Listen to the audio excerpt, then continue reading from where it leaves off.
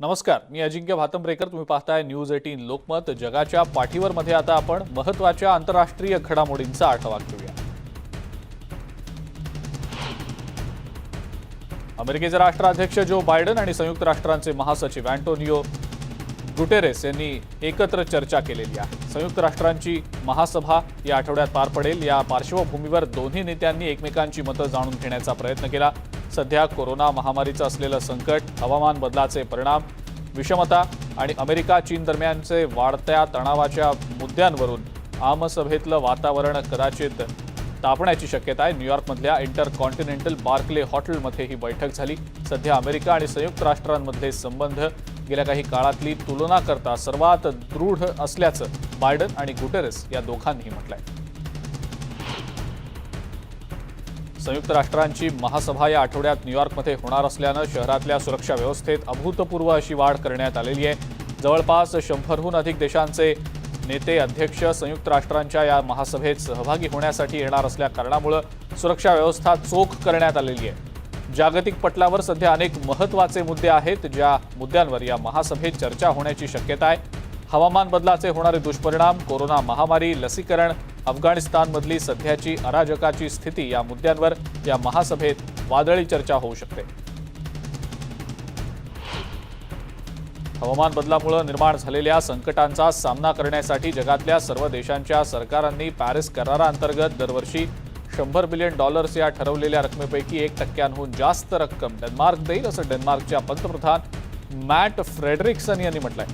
संयुक्त राष्ट्रांचे महासचिव अँटोनियो गुटेरेस यांच्यासोबत 40 जागतिक नेत्यांनी एका खासगी व्हर्च्युअल बैठकीमध्ये सहभाग घेतलेला होता. त्या दरम्यान फ्रेडरिक्सन यांनी हे वक्तव्य केलंय. 2019 मध्ये डेन्मार्कनं $1 बिलियन इतका खर्च हवामान बदलाच्या होणाऱ्या परिणामांवर केलेला होता. आता यावर्षी हाच खर्च दुप्पट केला जाणार असल्याचं डेन्मार्ककडून स्पष्ट करण्यात आलेलं आहे. अर्जेंटिनाचे राष्ट्राध्यक्ष अल्बर्टो फर्नांडेज यांनी सोमवारी आणखी 6 नव्या कॅबिनेट मंत्र्यांचा शपथविधी करत त्यांचा मंत्रिमंडळामध्ये समावेश केलेला आहे.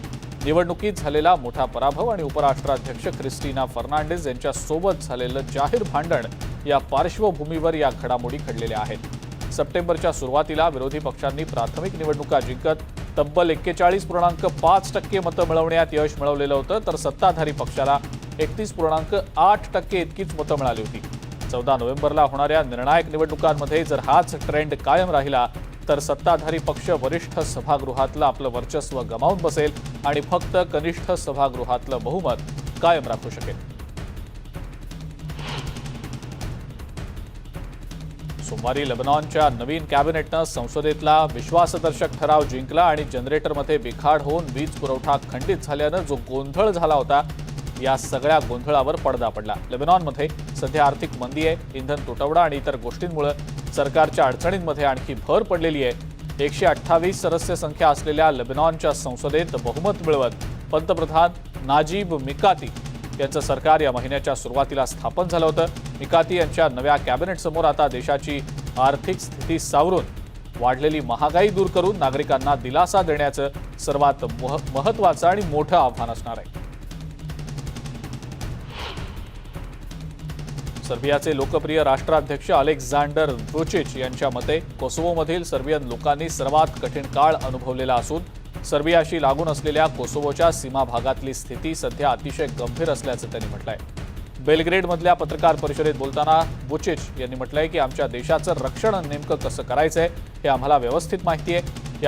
यापुढील सर्बियाचं प्रत्युत्तर हे बळाचा वापर न करता आर्थिक आणि राजकीय स्वरूपातलं असेल, असंही त्यांनी स्पष्ट केलंय.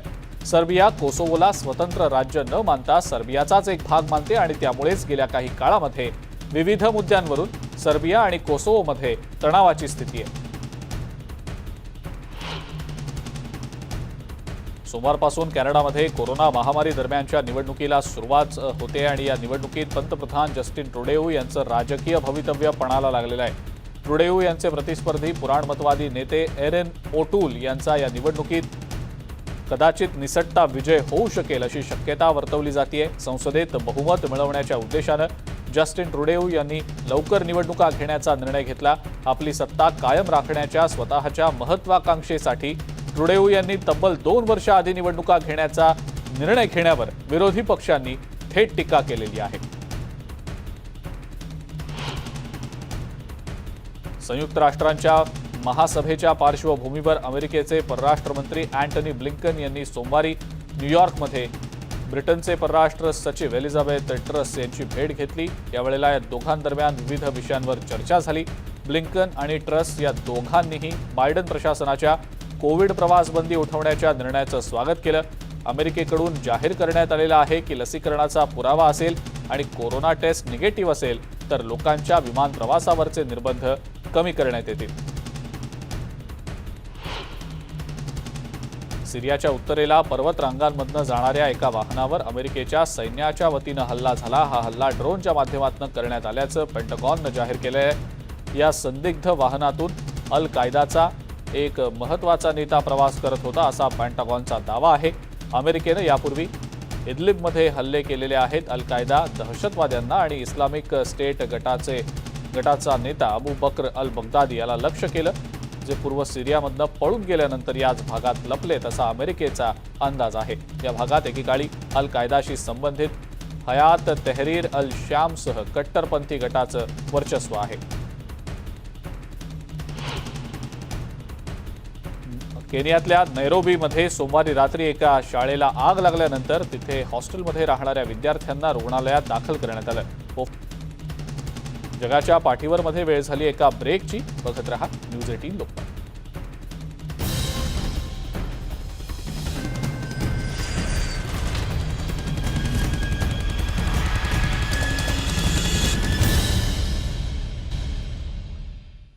ब्रेकनंतर जगाच्या पाठीवर मध्ये आपण इतरही आंतरराष्ट्रीय घडामोडींचा आढावा घेऊया। नुकत्याच झालेल्या निवडणुकांविरोधात रशियातल्या कम्युनिस्ट पार्टीनं मॉस्कोमध्ये रॅली काढली। निवडणुकांमध्ये सत्ताधारी युनायटेड रशिया पक्षानं आपली पकड सत्तेवर कायम ठेवली आहे, पण निवडणुकांमध्ये झालेल्या गैरप्रकारांबद्दल उत्तरं मिळत नाही तोपर्यंत रस्त्यावर उतरून आंदोलन सुरू ठेवणार असल्याचं पक्षाचे ज्येष्ठ नेते व्हॅलेरी राश्किन यांनी म्हटलंय।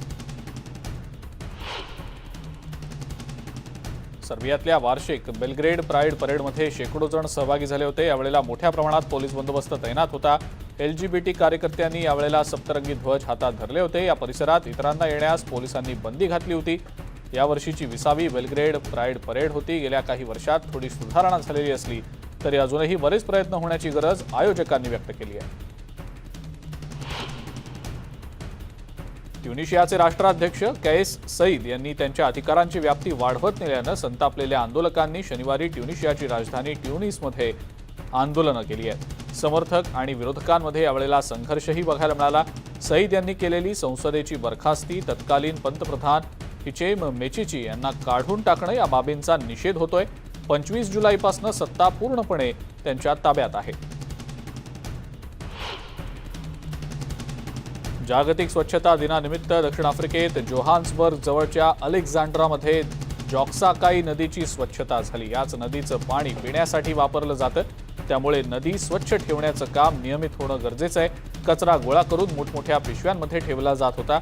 जुनी पायाभूत सुविधा आणि देखभालीतली अनियमितता यामुळे नदीमध्ये सांडपाणी प्रदूषणाची गंभीर समस्या इथं भेडसावत होती। आणि या सगळ्या महत्त्वाच्या आंतरराष्ट्रीय घडामोडींसह जगाच्या पाठीवर मध्ये वेळ झाली इथंच थांबण्याची। जाता जाता महत्त्वाचं आवाहन, कोरोना प्रतिबंधक नियमांचं पालन करा। घराबाहेर पडताना मास्क लावायला विसरू नका। सोशल डिस्टन्सिंग पाळा आणि सॅनिटायझरनं हात वारंवार स्वच्छ करायला विसरू नका। बघत रहा न्यूज 18 लोकमत।